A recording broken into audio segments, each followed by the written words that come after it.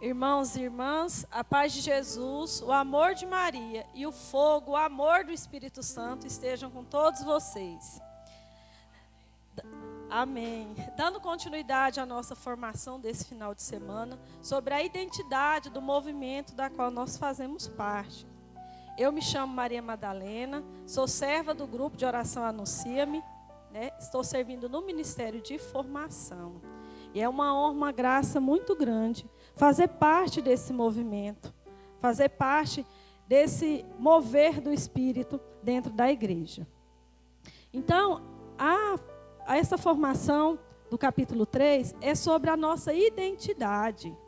Meus irmãos, nós precisamos conhecer para amar.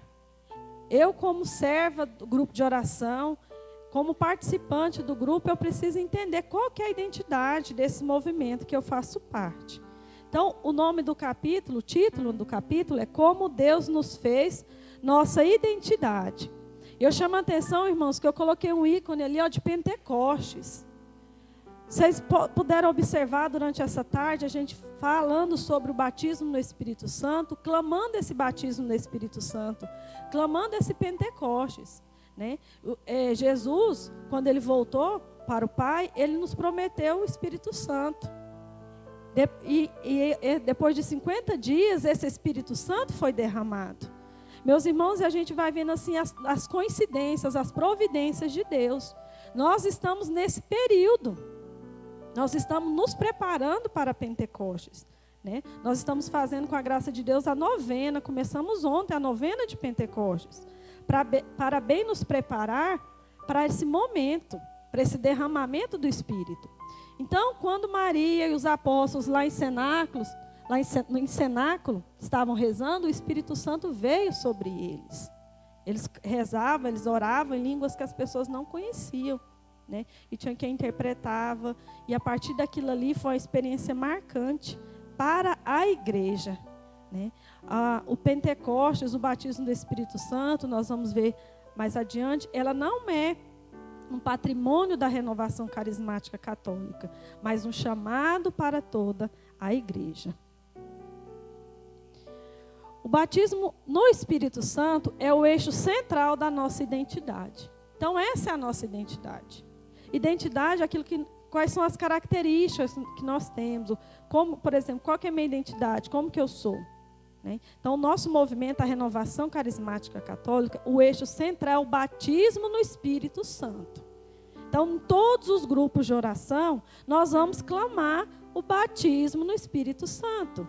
Todas as formações, tudo que envolveu o nosso movimento, nós clamaremos esse batismo no Espírito Santo, porque faz parte da nossa identidade. Lá em Duquesne, em 1967, lá nos Estados Unidos, o jubileu foi em 2017, o do mundo. O do Brasil foi em 2019. Lá em Duquesne, eles clamaram esse batismo no Espírito Santo. Eles nem sabiam como que era, nem o que acontecia. Mas eles clamaram esse batismo e aconteceu. E a gente vê tamanha graça para todos nós, que 2 anos depois só, chegou no Brasil a renovação carismática católica. Gente, isso é uma graça assim, muito grande. 1967, a experiência de Duquesne. 1969, a experiência do Brasil. E o nosso grupo, Adalberto, tem quantos anos o grupo de oração Anuncia? 35 anos. Gente, assim, eu vejo que isso é uma providência de Deus muito grande. Porque nosso grupo, ele é um grupo que tem muita história, é um grupo que tem história. Altaraguá é uma cidade no interior do Mato Grosso.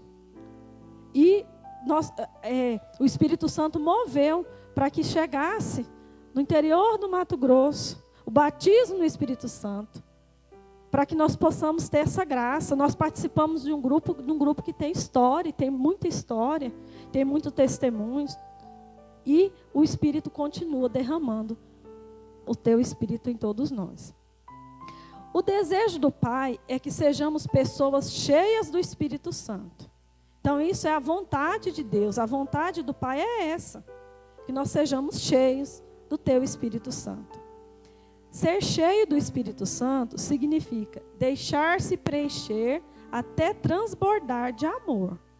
É um preencher dessa forma, desse cálice. Ó. É um preencher que ele transborda. Não é um preencher que preencheu, estou cheio do Espírito Santo hoje, gente, vou para minha casa, estou cheio do Espírito Santo e pronto, e nunca mais eu tenho que clamar o Espírito Santo. Não é assim. É um preencher de transbordar. Meu cálice sempre tem que estar transbordante do Espírito Santo.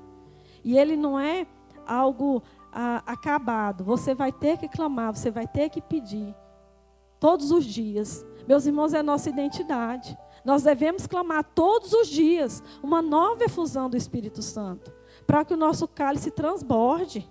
Porque quando o meu cálice transborda, né, vamos pensar um cálice, quando ele transborda, ele molha o que está ali em volta tudo.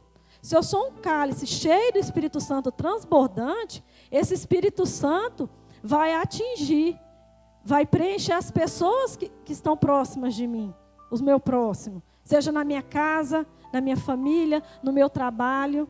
É assim que Deus quer que seja, né? Então, se não é, tem alguma coisa errada. Então, eu tenho que clamar, eu tenho que pedir. Nós pedimos em todas as formações de hoje, nós vamos pedir novamente. E amanhã nós vamos pedir, porque o Senhor fala na palavra, né? Que é só nós pedirmos que Ele nos dará. Então, nós vamos pedir para que o nosso cálice transborde. Que o Espírito Santo nos tenha, se apodere de nós, nos preencha e nos preencha por inteiro. Então, meus irmãos, que fique essa figura desse cálice transbordante. É isso que o Senhor quer de nós. Que o Espírito Santo, que nós sejamos plenificados no Espírito Santo, que o nosso cálice transborde. E que aí eu cheia, eu consigo levar isso para o meu irmão, para o meu próximo. Não tem como, meus irmãos. E aí, às vezes, a gente entra no ativismo.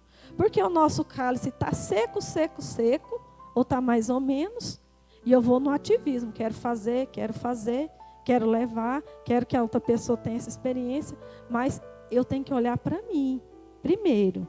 Não é um ato de egoísmo, é porque a gente não tem como oferecer aquilo que a gente não tem. Então, é um ato de inteligência. Então, eu tenho que clamar essa nova efusão do Espírito Santo, para que eu, cheia, preenchida, transbordante, faça a vontade do Senhor na missão. A profecia de Joel deixa muito claro esse desejo do Pai, que é a profecia também que a Zélia leu na formação dela. Ó. Derramarei o meu Espírito sobre todo ser vivo. Vossos filhos e vossas filhas profetizarão. Vossos anciãos terão sonhos e vossos jovens terão visões. Naqueles dias derramarei também o meu Espírito sobre escravos e escravas. Então lá em Joel já tinha essa promessa, essa profecia do derramamento do Espírito Santo. Meus irmãos, tudo que está na palavra de Deus, na Sagrada Escritura, não foi exclusivo para aquelas pessoas que viviam naquela época.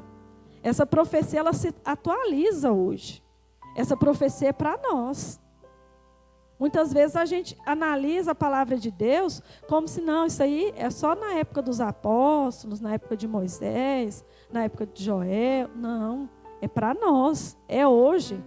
É um chamado atual. Quando o Espírito Santo nos é dado, tornamos-nos capazes de ter uma visão ampliada, ter visão de reino, visão de mundo novo. Voltamos a sonhar com a Jerusalém celestial, que é o céu, né, a nova Jerusalém. Reassumimos nossa missão profética e somos libertados de toda espécie de escravidão.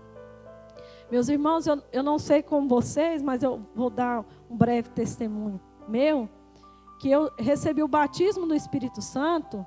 Minha experiência de batismo no Espírito Santo foi dia 1º de maio de 2005. Por que eu guardo essa data? Porque existiu uma pessoa, uma Maria Madalena antes do meu batismo e existe outra pessoa depois. Não vou dizer para vocês que durante esse tempo eu estive transbordante, igual aquele cálice. Mas minha vida mudou. Por quê? Porque eu tive desejo, eu tive vontade de servir a Deus, de fazer a vontade de Deus na minha vida, de ter uma vida de oração, de rezar, né, rezar o terço, participar da missa, de me confessar. E isso é um desejo que assim, surgiu a partir daquele batismo no Espírito Santo. Foi uma transformação.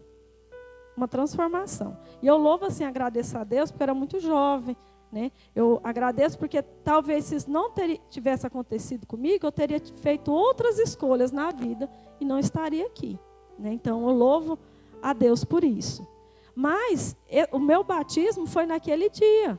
Mas eu tenho que pedir a atualização daquele batismo, uma nova efusão. Porque a necessidade da missão daquela época é uma, da necessidade hoje é outra. Meu estado de vida naquela época era um, meu estado de vida hoje é outra. Então tem que pedir sempre essa atualização. Em Isaías capítulo 32, a Escritura nos atesta que o Espírito transforma deserto em floresta. Ou seja, o Espírito cultiva a vida em nós.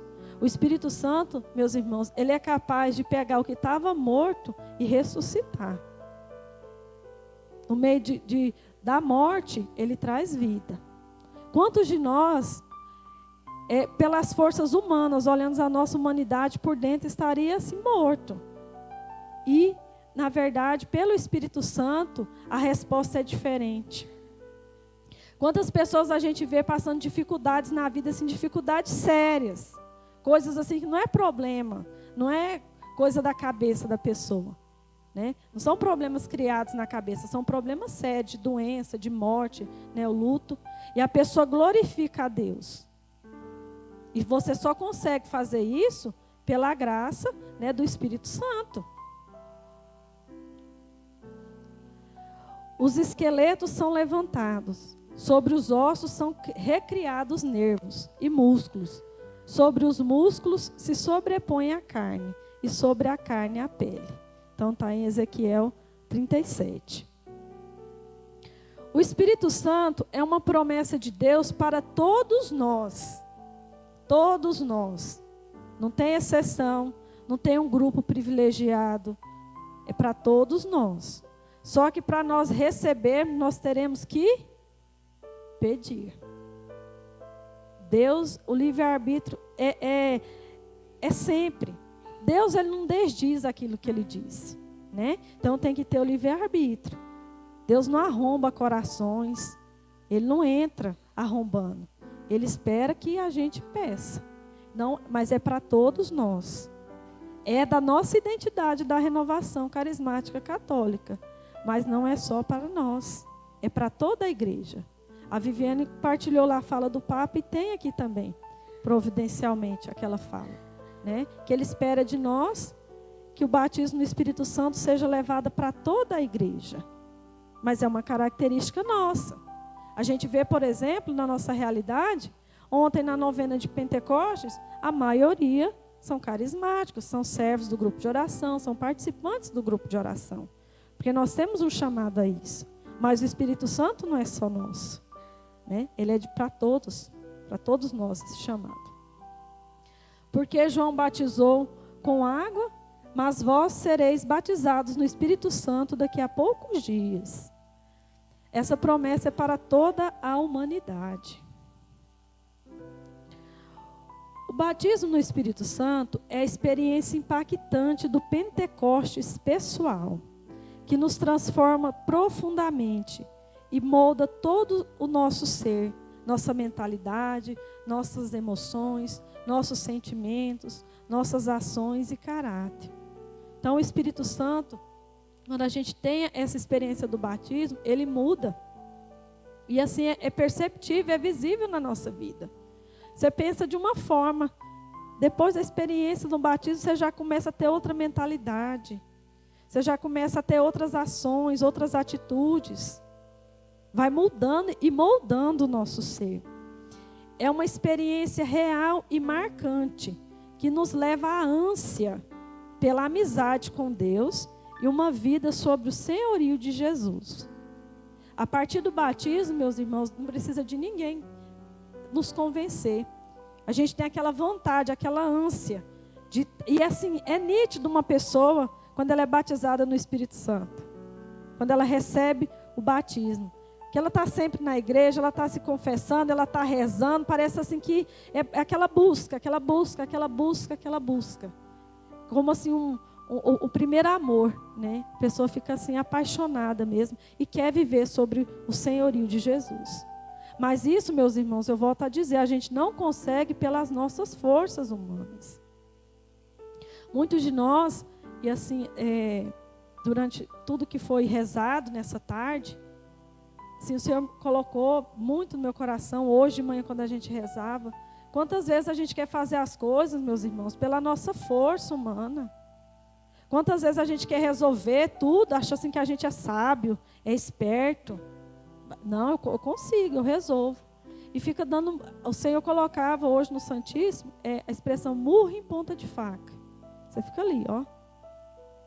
E não acorda. Nós temos que acordar. Humanamente a gente não vai conseguir mesmo, não. Mas nós temos o Espírito Santo. Meus irmãos, a gente não pode viver como se a gente fosse assim, filhos órfãos, não. Nós temos o Espírito Santo. Mas assim, muitas vezes, meus irmãos, a gente quer tudo pronto, tudo de bandeja. O Senhor me incomodou aqui quando entrou o Senhor aqui no nosso meio. Assim, parece que... E aquilo ali me emocionou, assim, o Senhor falando comigo, aquilo me emocionou. Porque Ele é o Senhor, Ele é Rei. E às vezes aquilo ali não significa nada para nós, que filhos ingratos nós somos. Às vezes se vê um cantor famoso, você compra uma roupa, você arruma o cabelo, você passa maquiagem, você fica horas na fila, e se conseguir tirar uma foto, então, Nossa Senhora. Mas Deus está aqui no nosso meio, Jesus, você não tem coragem de chegar perto dEle. Gente, o Espírito Santo quer fazer, mas você tem que decidir. O Espírito não vai fazer do jeito, às vezes, que você quer. Às vezes a gente quer ser Deus. Quer que Deus faça. E aí, se eu aprovar, tá bom, que Ele fizer. Se não, eu desaprovo. Meus irmãos, a gente não pode ter essa atitude, não. Nós temos que ter, e tem faltado muitas vezes, a humildade. Nós somos servos. O Senhor é o Senhor. Eu vou viver sobre o senhorio dEle. Mas eu tenho que fazer a minha parte. O Senhor vai fazer, gente, o Senhor quer fazer muito, muito na vida de cada um de nós, mas é muito mesmo. Mas a gente tem que ter essa atitude de querer, de abrir a boca, de rezar. Porque senão, meus irmãos, a gente vai continuar nessa mesmice, essa vida que tem vivida, uma vida de preocupações. Uma vida que às vezes parece que não tem sentido. Uma vida difícil. Mas a gente sabe o que a gente precisa fazer. Mas muitas vezes a gente fala, não, pode deixar que eu resolvo. Então, meus irmãos, a gente precisa clamar, pedir todo dia. Acorda, vai fazer oração. Vem, Espírito Santo, fica comigo neste dia. Está lá no trabalho, está dirigindo. Vem, Espírito Santo. Vem sobre mim, vem sobre a minha vida. Tem uma dificuldade? Vem, Espírito Santo, sobre essa dificuldade, sobre essa enfermidade, sobre essa dificuldade financeira, sobre essa decisão. Nós devemos viver dessa forma. Colocar o Senhor no lugar dele, que é lugar de rei, lugar de Senhor. O Espírito Santo nos torna capazes de amar a Deus de um modo novo. Amar os irmãos como a nós mesmos, amar Maria Santíssima de uma maneira especial, amar a igreja, a palavra de Deus e a ter vida de oração. O batismo no Espírito Santo não é uma experiência automática, requer preparação. Para recebê-lo é preciso crer, querer, abrir-se e pedir. Então, meus irmãos, se você deseja, se você quer, se você se decidiu, e eu falo para vocês, de todas as decisões que eu fiz na vida, me decidir pelo Senhor foi a melhor decisão. Você não vê ninguém falar assim, não foi uma boa decisão. Então, vamos nos decidir. Hoje o dia que o Senhor fez para nós. É hoje o dia que eu me decidi a receber o batismo no Espírito Santo ou a receber uma nova efusão no Espírito Santo.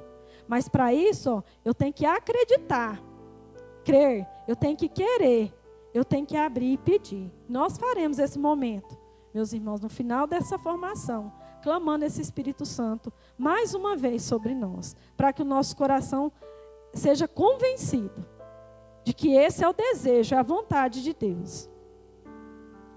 Para a renovação carismática católica, o batismo no Espírito Santo é o eixo central de nossa identidade.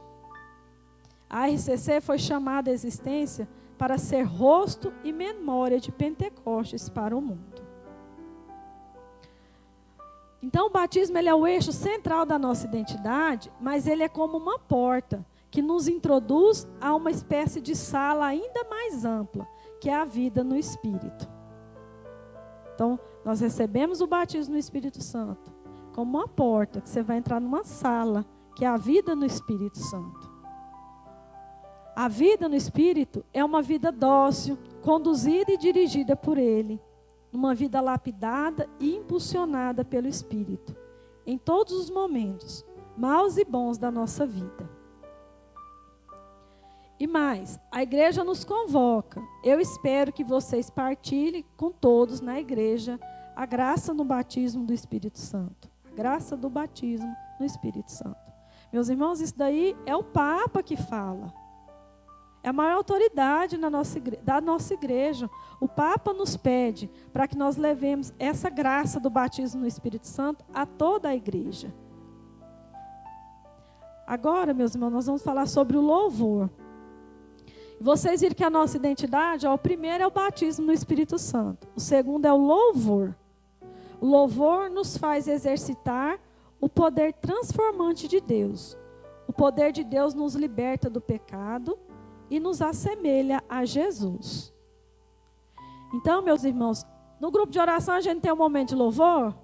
Sim, e tem que ter, porque é parte da nossa identidade. É o momento que nós vamos exercitar o poder transformante de Deus. O caminhar de Cristo sobre a terra foi feito entre louvores e ações de graças. Muitos milagres operados por Jesus tiveram seu começo numa palavra de louvor. A oração de louvor, grito de fé em meio a toda tribulação, carrega um poder de libertação e de consagração. Então, o louvor, meus irmãos, porque o louvor você vai louvar a Deus por aquilo que Ele é. Você vai colocar Deus no lugar dele, que é o lugar de rei, de Senhor. E você vai se colocar no seu lugar, pequeno, humilde, de servos. Né? E o louvor sincero, seja ele no momento bom ou mau, ele tem dois poderes. O poder de libertação e o poder de consagração. O de libertação, porque quando a gente louva o Senhor no momento difícil, ao invés de praguejar, ao invés de amaldiçoar, de reclamar, a gente faz com que o inimigo, ele mesmo beba do teu veneno. Assim como a oração, né, de São Bento. Bebe tu mesmo do teu veneno. Por quê? Porque ele quer nos atingir. Ele desejava nos vencer. Mas quando eu louvo na dificuldade, o inimigo que bebe o cálice que ele preparou para nós. Ele que bebe do veneno dele. Então, o louvor tem esse poder de libertação. E de consagração, porque nós vemos nessa expressão, fala até na missa, né? Sacrifício de louvor. Por quê? O sacrifício de louvor é mesmo naquela situação difícil. Quando eu louvo o Senhor, Ele transforma, Ele santifica as minhas dores e o meu sofrimento. Eu consagro ao Senhor as minhas dores e os meus sofrimentos. Então, são dois poderes que o louvor tem, de libertar e de consagrar. Nossos grupos de oração são oficinas onde aprendemos, pelo louvor, a transformar a cruz de cada dia em instrumento de vitória sobre o inimigo e ocasião para uma nova entrega a Deus. Assim, pelo louvor transformamos o sofrimento de cada dia em cruz e instrumento de vitória. Então, aqui fala, o louvor coloca Deus no centro da nossa vida. O louvor vai colocar Deus no lugar dele. E me dá uma tristeza, meus irmãos, no grupo de oração, quando fala assim, vamos louvar. Aí quem está conduzindo a oração está louvando, mas a assembleia todinha está calada. Porque a gente tem motivo para louvar a Deus. Com certeza. E o louvor, ele é um exercício. Se você é uma pessoa que louva a Deus, assim, e tem várias palavras e várias frases, e louva, é porque ela tem o hábito de louvar. Mas se a gente for olhar para a nossa vida, meus irmãos, nós temos muito a que agradecer, louvar a Deus. Nós temos a oportunidade de estar aqui hoje. Nós vencemos uma pandemia. Não é uma doença não, meus irmãos, nós vencemos uma pandemia. Nós estamos aqui, o sacerdote nos acompanha. Nós temos a oportunidade de participar da missa. Nós temos a oportunidade de participar da novena. E várias outras coisas pessoais, assim, que se a gente olhar, a gente pensa assim, meu Deus, como eu sou ingrato. É para louvar a Deus, eu fecho a boca. Né? Uma vez eu li uma frase que me impactou muito, assim. Já pensou se você acordasse amanhã só com o que você agradeceu hoje? É de uma reflexão, né? Nos leva à reflexão. Quer dizer, já pensou se eu acordasse amanhã só com que eu louvasse a Deus hoje? Aí, quando eu li isso, me despertou essa vontade maior ainda de estar louvando a Deus, né? De engrandecendo Ele por todos os feitos. Então, o louvor deve ocupar um lugar privilegiado na nossa oração pessoal e no nosso grupo de oração. Agora a palavra de Deus. A palavra de Deus é lâmpada para os meus pés, luz para os meus caminhos. Né? Já está lá na palavra. A Bíblia é Deus falando conosco. É uma carta de amor para nós, indicando os caminhos, para a gente crescer espiritualmente, experimentar a bondade e a presença de Deus e nos conduzir. Meus irmãos, a nossa igreja ela é uma mãe.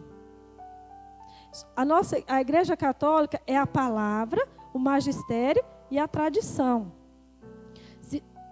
Meus irmãos, ter mãe é bom, não é? Porque a mãe ela não dá um conselho mau, ela vai dar só te aconselhar coisas certas, coisas corretas, coisas boas. Imagina uma mãe com toda a história que a nossa mãe igreja tem. A Bíblia está cheia de relatos de pessoas que acertaram, de pessoas que erraram. Então, se a gente olhar para as Sagradas Escrituras, a gente vai ser uma bússola, a gente vai ter um norte de onde nós devemos andar. Porque ali o que tem na Sagrada Escritura são exemplos. E também a Sagrada Escritura ela tem uma outra face, né, que ela é dinâmica. A palavra que eu leio hoje, o Senhor fala comigo naquela palavra. Se for amanhã, já vai ser, o discernimento já vai ser outro. Né? Então, a palavra de Deus está aí e é nossa identidade. Por isso, meus irmãos, no grupo de oração, nós que somos servos, onde que a gente vai, a gente tem que carregar a nossa palavra.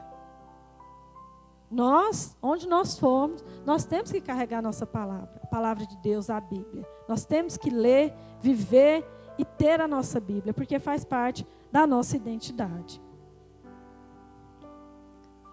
Os carismas, meus irmãos. Os carismas, né? Porque carismática, essa palavra carismática vem dos carismas. Mas o carisma, Jesus, os discípulos, eles usavam os carismas. Né? Que os carismas são ferramentas ou capacitações que o Espírito Santo concede para exercer um serviço ou ministério na igreja. Servem à evangelização e são para o bem comum, para servir à edificação da comunidade, para auxiliar na tarefa da evangelização. Tem acredito que até a próxima, né, Viviane, que vai falar sobre os carismas. A apostila antes era, agora eu não me recordo. Mas que vai explicar carismas por carisma, para que a gente entenda o que são esses carismas, quais são. Né? Agora vai tratar de uma maneira mais superficial. Ali, ó. Quais são os carismas? Profecia, palavra de ciência, palavra de sabedoria, o dom da fé, o dom de curar doenças, o dom de milagres, discernimento do Espírito, variedade de línguas, interpretação de línguas. Tudo isso são carismas. E eles devem ser postos a serviço da igreja. A vivência fraterna também é uma identidade, né? Faz parte da nossa identidade. Então, batismo no Espírito Santo, o louvor, a palavra de Deus e a vivência fraterna. Meus irmãos, a gente se trata por irmãos, fraternidade, né? Irmandade. Por quê? Porque o Espírito Santo, ele vem sobre nós.